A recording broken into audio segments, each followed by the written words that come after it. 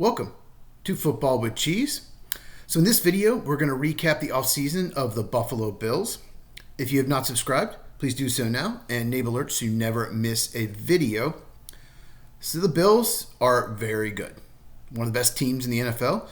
Went 13-4 last year. So they're the number 2 seed in the AFC. The 2 seed used to get a bye, but now they added another playoff team a few years back. So the difference between the 1 and the 2 seed is huge because you get a bye. The Chiefs got the bye. Bills did not.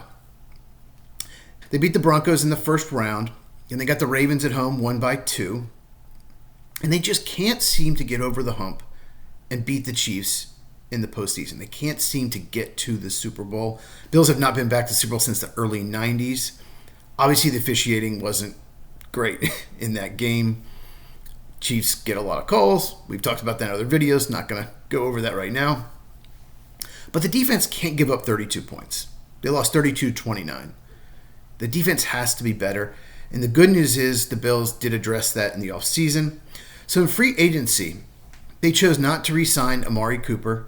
Good. He didn't really gel with the team at all. Von Miller, Rasul Douglas were not re-signed. They're past their prime. They didn't look good either. They did bring in some guys that have been injured of late, hoping that they can stay healthy. They brought back Tre'Davious White. He was a corner for the Bills for many years. Used to be a really good player. They're hoping he has something left. And then Joey Bosa, edge rusher they signed from the Chargers. He's hurt again. He's always hurt, it seems like. They don't have to be Pro Bowl level like they used to be, but they really need those players to stay healthy. On offense, they signed a couple wide receivers.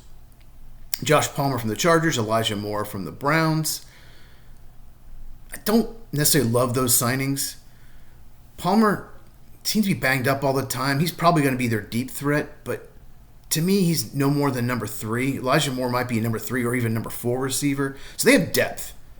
Let's be honest. They have depth at receiver, but they don't have that one stud. Even Khalil Shakir, to me, he's a very good slot receiver. Don't get me wrong, but still more of a number 2 receiver. So that might be the biggest weakness on offense. They don't have that number 1 guy.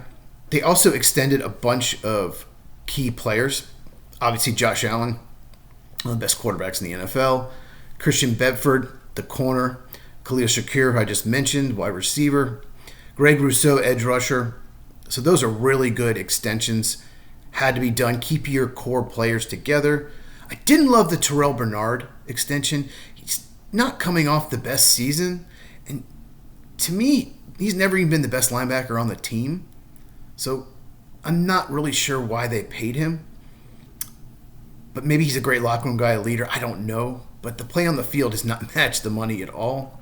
In the draft, it seems like they love the SEC because that's basically what they drafted. And their first 4 picks were all from the Southeastern Conference. They went Maxwell Hairston, corner from Kentucky, in the first round. I heard that he was going first round. I wasn't sure which team. There were rumors that he could go as high as 23 to Green Bay. Hairston, he's got a small frame. He's undersized for a corner as far as weight goes, but his upside is tremendous. He ran fast. He's got all the tools to succeed. So I had no problem with that pick. They traded up for TJ Sanders, defensive tackle, South Carolina. I thought that was a little bit of a reach from where they traded up to get him, but I get it. They needed more interior pass rush, and that's what he brings. He was not the best run defender, but he was one of the best defensive tackles as far as getting pressures from the interior in the entire country last year. In the third round, they lucked out. I don't know how Landon Jackson, the edge from Arkansas, was available. He was inconsistent in college, there's no doubt about it. Some games he disappeared. He plays too high. But some games he absolutely dominated. He had a game a few years ago, it's Alabama, where he was the best player on the field, yes, against Alabama. Just dominated. And he played really well against Will Campbell, who went 4th overall, the offensive tackle from LSU. So I thought Landon Jackson had a chance to even sneak in the back half of the first round because he had a really good workout. His jumps were incredible. He ran fast. And he's got really good size. So Bills probably got their future starter opposite Rousseau in the 3rd round. In the 4th round, they took Deion Walker, nose tackle, Kentucky. He's like 6'7", 340, 350. And athletic. The problem with him is he's got a back fracture, and from what I read, it's caused by not bending your knees enough, like bending over. But a lot of those big, bulky nose tackle guys have trouble bending at the knee. So that could be a problem going forward. He was thought to be a first or second round pick going into the season. His play was inconsistent, though, probably because of the back fracture. And he's not a good enough run defender for a nose tackle, at least at this point. But fourth round, why not? He's got upside. All four of those picks could be starters down the line. So I really like the Bills draft. I want to mention one more player. In the fifth round, it might have been fifth or sixth round, they took Jackson Hawes, tight end from Georgia Tech. He was a transfer from Yale. And I want to mention him because he's the best blocking tight end in this class. One of the best blocking tight ends probably in the last 5 years. He's that good a blocker. He's not going to give you much in the passing game. But the Bills do play a lot of 12 personnel. So that's 2 tight ends, by the way. 1 running back, 2 receivers. And they already have Dalton Kincaid and Dawson Knox. So it's a pretty good group now. Undrafted free agent. I'm going to go with Jacob Bayer. He's a center from Arkansas State. In the Patriot video, we talked about how center-only prospects were not getting drafted or falling in the draft. Teams want more versatile players who can play center, guard, maybe even play tackle. Bayer is interesting, though. He tore his ACL in April of 2024, and 5 months later was playing for Arkansas State. Incredible. You hear someone come back 9 months after ACL tear, you think it's incredible. I don't know how he did it, but at least you know he heals well if he gets hurt. So I thought Bayer had a chance to go 6th, 7th round. We talked about that with Jake Majors from Texas, Seth McLaughlin, Ohio State, center only. I thought for sure they'd be drafted. So maybe Bayer can be a starter down the line. Important players. Josh Allen, he won the MVP last year. Ironically, I would have voted for Lamar Jackson. And the year before, when Lamar Jackson won, I would have voted for Josh Allen. But I guess they split anyway, so it doesn't really matter. But Allen's incredible. He's basically like a fullback back there and a great quarterback. He just makes everyone around him better. That play at the end of the Chiefs game, that 4th down, he had 2 blitzers right in his face, and he somehow ran around for a few seconds and chucked it down. Should have been caught by Dalton Kincaid. Absolutely should have been caught. But just an incredible play. And if Kincaid makes that catch and they go on to win, that play will be shown over and over again. Josh Allen, he's just an amazing player. James Cook, the running back, undersized, but he is a playmaker. So good out of the backfield. He runs bigger than his size. And I hope they get a contract extension. Supposedly, Cook wants $15 million a year. I think that's pretty high for someone like him. Like I said, he's a good running back, but I get why the Bills haven't come to an agreement with him. They're probably thinking more in the $12, $13 million range. We'll see what happens. I hope he comes to camp, even if they don't have a contract.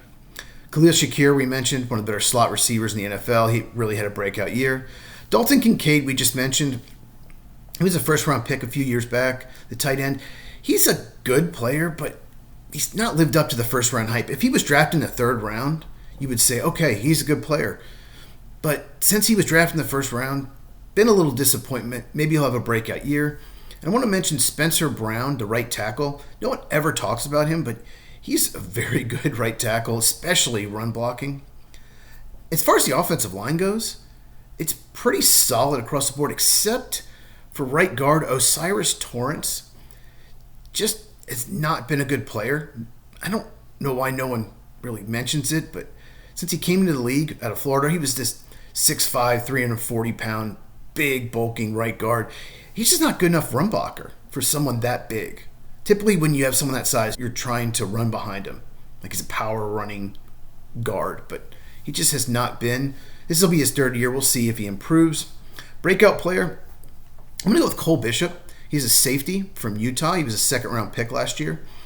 He is really athletic. Probably didn't play to the athleticism at Utah, but the Bills liked his upside. But he's probably a box safety only. So I don't know what kind of personnel the defense will play. They play a lot of man against the Chiefs in the playoffs, but played mostly zone during the year. But Bishop's a perfect fit for a cover 3. If you do not know what a cover 3 is, basically your deep safety plays in the middle of the field and your corners Your outside corners play deep as well, like 3 across the board. And then your box safety, your strong safety, would play more closer to the line of scrimmage. That's where Cole Bishop thrives.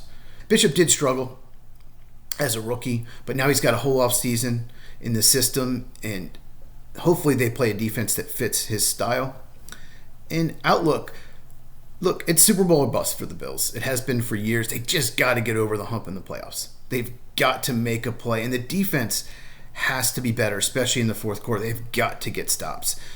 Obviously, they went heavy defense in the draft. It should be better, and the Bills should be one of the favorites to win the Super Bowl. I might be picking them to win. We'll see. There are probably about 3 or 4 teams that I'm thinking of picking to win, but that's, a couple months away. If you have not subscribed, make sure you do so. Hit the bell for notification, all that. If you enjoyed it, please give a thumbs up. It really helps out the channel. Share this with anyone who loves football. We cover all 32 teams on this channel.